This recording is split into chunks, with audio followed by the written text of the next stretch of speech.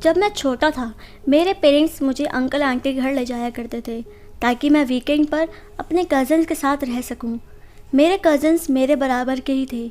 उनके घर के बाहर बहुत जगह खाली थी जिसमें हम खेलते थे, और कभी कभी तो हम घर के पास वाले फार्म में भी चले जाया करते थे जो कि हाफ मील दूर था। उस फार्म हाउस में 10 साल से कोई नहीं रहता था। वो अब बंजर हो चुका है। उसमें अब कोई नहीं आता था, इसलिए हमारे लिए वो हाउस जैकपॉट की तरह था।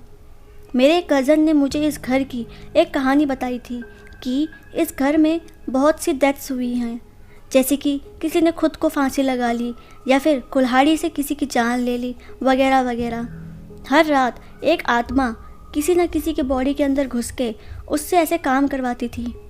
उस समय मैं इन सब स्टोरीज़ को सिर्फ अफवाहें मानता था, पर वो कहानियाँ इतनी दिलचस्प थी कि कोई भी इंसान उस पर आसानी से यकीन कर ले। एक दिन हमने डिसाइड किया कि हम हाइड एंड सीक खेलेंगे। जब मेरी बारी आई छुपने की तो मैं उसी भूतिया घर में जाके छिप गया। मैंने अंदर जाकर देखा तो वहाँ सारा सामान बिखरा हुआ था। मैं रूम के अंदर गया तो मुझे एक अलमीरा दिखी जो कि मेरे लिए जैकपॉट थी। उस अलमीरा में एक ब्लैक ड्रेस टंगी हुई थी, तो मैं उसी ड्रेस के पीछे जाकर वहाँ पर छिप गया और दरवाज़ा बंद कर दिया। मुझे टूटी हुई अलमीरा से बाहर बस एक सूरज की रोशनी नज़र आ रही थी। मैंने काफ़ी देर तक उनका वेट किया। मेरे कज़न्स मुझे ढूंढते ही रह गए और मैं सोचने लगा कि क्या मुझे बाहर चले जाना चाहिए, क्योंकि मेरे कज़न्स अभी तक मुझे ढूंढते हुए यहाँ आए ही नहीं। और 1 घंटे तक मैं उनका वेट करते रहा और बोर हो गया, और फिर मुझे नींद आ गई। और फिर मैं एकदम से जब उठा, मुझे पूरा अंधेरा नज़र आ रहा था। मैं 1 मिनट के लिए कंफ्यूज हो चुका था कि मैं कहाँ हूँ और मैं क्या कर रहा था। और फिर मुझे सब याद आया। अब रात हो चुकी थी और मेरे कज़न्स मुझे अभी तक ढूंढ नहीं पाए थे।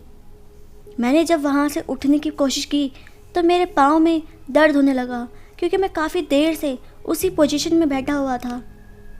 और तभी मुझे नीचे फ्लोर से दरवाज़ा बंद करने की आवाज़ आई। मैं एकदम से फ्रीज़ हो गया। क्या वो मेरा कज़न था? थोड़ी देर के लिए एकदम शांति हो गई थी, और फिर सीढ़ियों के नीचे से मुझे किसी की फुटस्टेप्स की आवाज़ें आने लगी। और फिर ऐसा लग रहा था कि कोई सीढ़ियों पर चढ़ रहा हो, और वो स्टेप्स किसी बच्चे के नहीं हो सकते क्योंकि वो आवाज़ भारी थी। मैं बहुत ज़्यादा ही डरा हुआ था। मैं बस यही सोच रहा था कि वो इंसान वहाँ से चले जाए, पर ऐसा नहीं हुआ और वो चढ़ने की आवाज़ें लगातार आने लगी, और 2 मिनट तक फिर से अब शांति हो गई थी, और फिर ये आवाज़ें चेंज हो गई। अब ऐसा लग रहा था जैसे कोई बोरे को घसीटता हुआ ऊपर की तरफ आ रहा हो, और मुझे कुछ गंदी सी स्मेल भी आने लगी थी। वो आवाज़ें सुनकर मेरी पूरी बॉडी कांपने लगी। अब वो डर और भी ज़्यादा बढ़ गया जब वो फुटस्टेप्स की आवाज़ बेडरूम तक पहुंच गई और सीधा उस अलमीरा के पास आकर रुक गई। मुझे कुछ भी नहीं दिख रहा था, और फिर वो आवाज़ों से ऐसा लग रहा था कि वो इंसान अब दूसरे रूम की तरफ जा रहा है।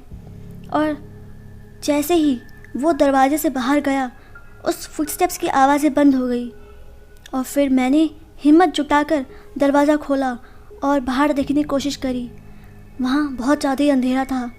मुझे बस वहाँ से भागना था, लेकिन तभी मुझे खून की बदबू आने लगी, जैसे किसी इंसान को मारा गया हो, और मेरे पीछे किसी की सांस लेने की आवाज़ें आने लगी।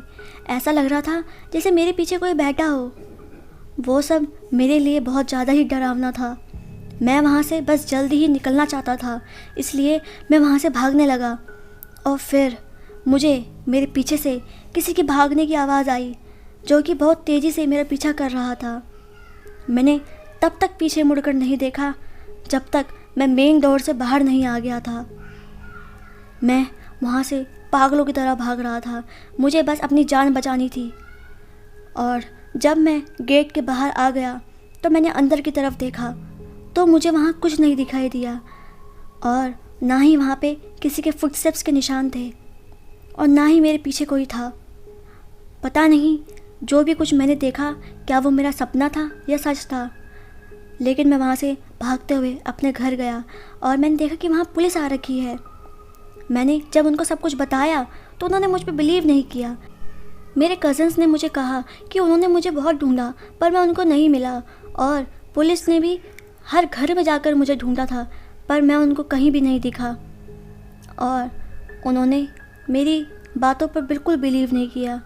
अब कुछ साल बाद मेरे कज़न्स ने मुझे एक बात बताई, जो बात उन्होंने पुलिस के सामने नहीं बताई थी, और वो बात ये थी कि उन्होंने मुझे उस बेडरूम में देखा था जिस बेडरूम में मैं छिपा हुआ था। उन्होंने मुझे उस विंडो के पास देखा था, और जब उन्होंने मुझे पास से देखा तो वो मैं नहीं था।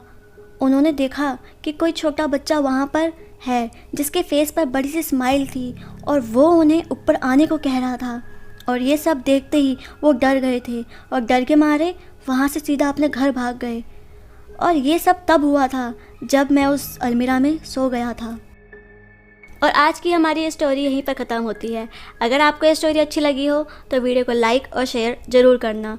और हाँ, अगर आप हमारे चैनल पर न्यू हैं तो चैनल को भी सब्सक्राइब कर देना। और a big shout out to South Stories. Thank you.